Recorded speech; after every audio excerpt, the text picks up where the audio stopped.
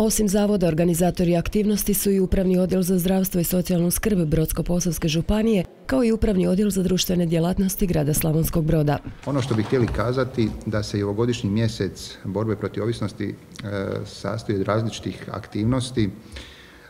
U svoju ulogu su našli i zajednica tehničke kulture i Hrvatski zavod za zapošljavanje, služba za epidemiologiju Zavoda za javno zdravstvo, Centar za hagioterapiju, grad Slavonski Brod, Hrvatski crveni križ, zatim tu su klubovi liječenih alkoholičara, zatim Upravni odjel za društvene djelatnosti grada Slavonskog Broda i mnogi drugi.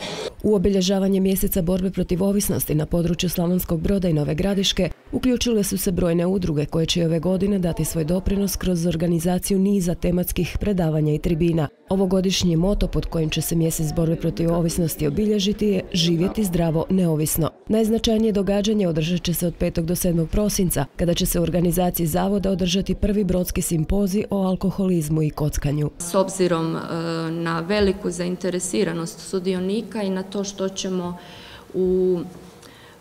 zapravo ugostiti i imati za čast da nam pozvani predavači budu iz područja naše regije, odnosno iz zemalja koji nas okružuju, istakla bi da je voditelj simpozija docent dr. znanosti Zoran Zoričić, koji je trenutno predstojnik referentnog centra za alkoholizam i druge ovisnosti.